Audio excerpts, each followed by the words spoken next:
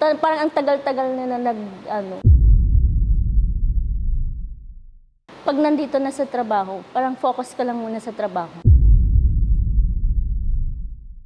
Sa akin kasi yung mga bata, parang napapawi yung lungkot ko sa mga bata pag nakikita ko sila.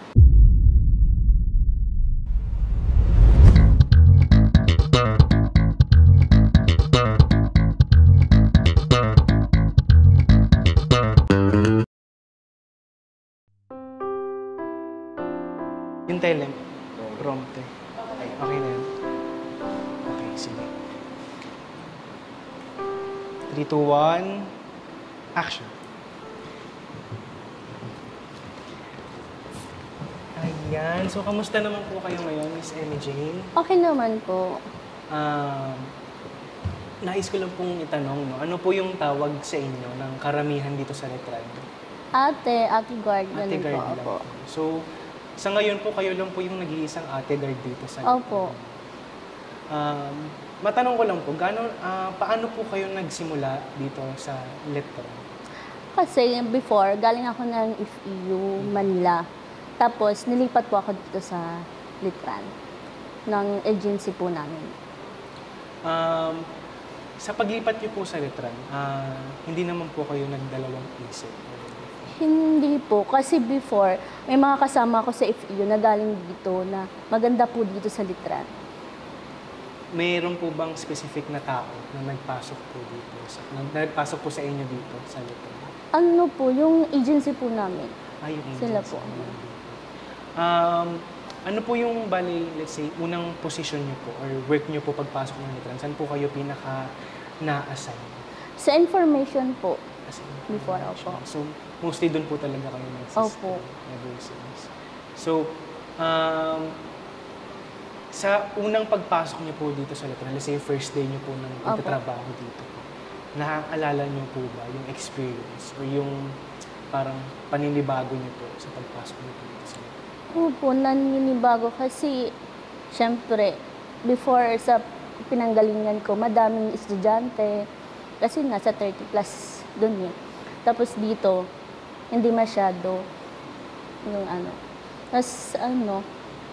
Tapos yung mga estudyante dito, palabat sila, mababait. So, yung pinagkaiba po ng routine po ninyo nung guard po kayo sa FEU, tsaka po nung guard na po kayo ngayon dito sa Letran, meron po bang pinagkaiba? Meron po. Madami. Kasi doon, syempre, umaga pa lang, parang pagod ka na kasi daming estudyante. Tapos dito, may oras talaga ng pagpasok ng mga estudyante. Doon sunod-sunod yung estudyante na pumapasok. Parang walang humpay na pasok. Kaya maghapon na doon, talagang parang pagod ka. Sige po. So, aside naman po dun sa fact na marami nga pong estudyante sa FEU, at dito po konti lang, nais ko pong itanong if ano po yung, let's say, yung isang bagay na nagpapadali po sa inyo, na nagpapagaan ng loob niyo, na nahanap niyo po dito sa Letran? Yung mga estudyante kasi dito, bumabati sila. Parang nakakawala ng pagod na pagpasok mo, nakangiti na yung mga estudyante, bumabati sila. Parang okay na to sa maghapon. Basta yung mga estudyante na palaging nakangiti, yun.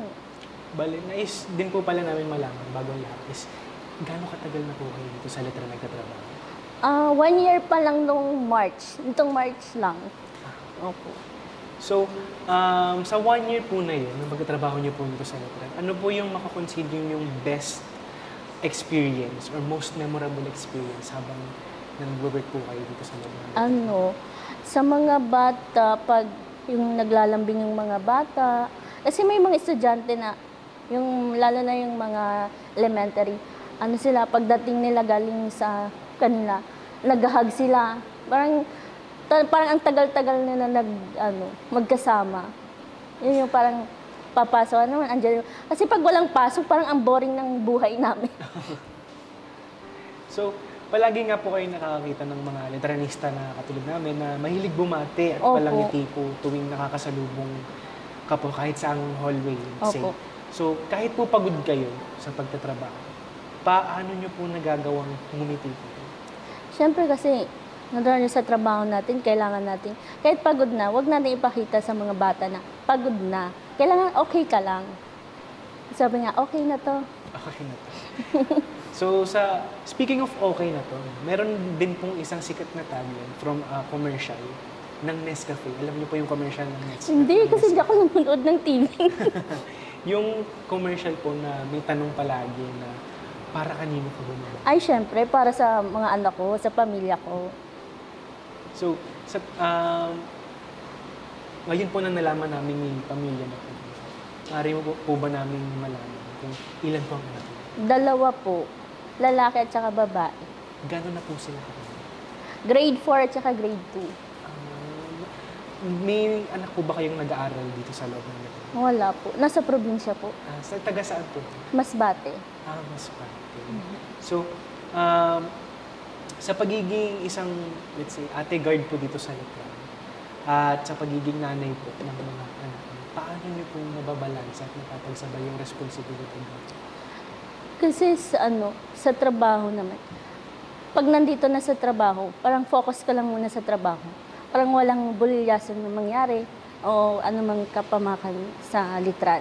Pag sa pamilya naman, kasi through video call lang naman kami eh. Lagi, araw-araw, video call, gano'n. Yun ang routine namin. Just padala ng pera para sa pagkain, sa allowance na. So, ano po yung favorite na routine niyo po sa bahay kapag umuwi po kayo din sa bahay? Siyempre, tulog. Yun na yun. Pakakain, tulog. Yun na. Parang uuwi lang, at tulog saglit. Tapos, Talagang pahinga. trabaho na naman. Tuwing kailan lang po ba kayo umuwi sa Masbate? December. Tuwing December. Bali, once a year lang po. Opo. halos talaga. Kasi sila yung pumupunta dito pag bakasyon. So, isa pa pong gusto namin malaman. Dahil sa tagal po nung pagtatrabaho dito sa Letran, sa isang taon, sa loob po ng isang taon, puro estudyante ang nakapalibot at nakakasalamuhan niyo po araw-araw. Di ba? Opo. Nakakatulong po ba ito para sa iyo bilang isang magulang? Opo. Parang sa akin kasi yung mga bata, parang napapawi yung lungkot ko sa mga bata pag nakikita ko sila. Parang nakikita niyo rin po yung Oo. lalo po sa mga bata. Sa mga estudyanteng bata. Yan. Malalambing din po ba ang mga anak? Opo, sobra. So parang sanay na din po kayo kapag nilalambing po kayo ng mga batang estudyante po natin. So, bakit po, balik po tayo sa Letran. Opo. Bakit po Letran? Marami namang pwedeng ibang school na lipatan from galing po kayong FEU, pero bakit Letran po? Yun po yung yun din yung inano ng agency. Wala din po akong choice. So basically, hindi niyo po siya talaga like goal na pumasok niyo. Opo. Sadyang yun po yung hinaing opportunity sa Opo. nasa Letran po ng trabaho. So, sabi nga po sa tagline ng Letran, syempre Arriba, syempre Letran. Anong experience po sa Letran yung masasabi niyong totoo yung tagline na syempre Arriba? Pagkakaisa ng mga estudyante. Pagkakaisa, yun nga, pagkakaisa. Tapos, syempre magagaling. Basta litranista. Saan niyo po let's say, isang pagkakataon na pinaka na-witness yung pagkakaisa-isa ng mga Letranis?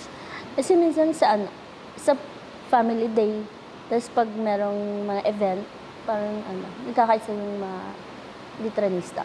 Lalo na pag may laro, yung ating mga athletes, nagkakaisa sila. So, paano naman po binago ng Letran ang buhay nito? Madami. Kasi syempre, madaming opportunities na binibigay yung litranista. Lalo na pag December, syempre, madaming binibigay. Tapos sa mga estudyante, kasi yung mga estudyante, mga mapagbigay eh. Tapos ang daming, lalo na sa aming schedule, ang daming mga event na nangyayari. Kaya dagdag din sa oras namin. Kaya syempre, dagdag kita din sa amin. Ay. Bale, sa paglipat niyo po dito sa Letran, meron po ba kayong isang bagay na namimiss niyo pong ginagawa mula sa dati niyo pong trabaho na hindi niyo po magawa? Wala. Kasi parang ganun din eh. Ganun din ang kung anong trabaho sa dati, ganun din dito. Kasi doon madami. Siguro sa bonding moments ng ano, kasi dito ilan lang naman kami eh. Kaya parang walang time na nagbabanding. Kasi doon madaming babae. Ako mag-isa lang dito. Doon nagbabanding kami mga babae. So, sa palagay niyo po, sa pagtatrabaho niyo po ngayon dito sa Letra, na kayo nga lang po ang halos na nag-iisang babae po na Opo. gano'n, paano po kayo nakaka-cope up na knowing na wala na po kayong kachikahan mga katulad po before? Kasi yung mga kasama niya nandito, mababait sila tsaka tinuturuan nila ako. Simula nung bago ako pumasok dito, ganito, ganyan yung mga gagawin. Ina-advise sila ako. So, malamin naman po kayong tututunan sa kanila. Ngayon Opo. na hindi niyo po natutunan before sa work niyo. Opo. Pwede pong malaman na isa sa mga natutunan niyo po galing sa kanila. Sa kanila, so ano lang, syempre pasensya, mahabang pasensya, maging mabait sa mga litranista, sa mga faculty, sa lahat po. Okay. Maraming salamat. At yun lang naman po ang aming mga katanungan. Sige po, thank you din Sabi po. naman po, madali lang naman po yun. Kinabahan po ba kayo? Medyo. First time nyo lang din po ba ma-interview na may mga katanungan? Opo. Kaya syempre kinakabahan. Meron na lang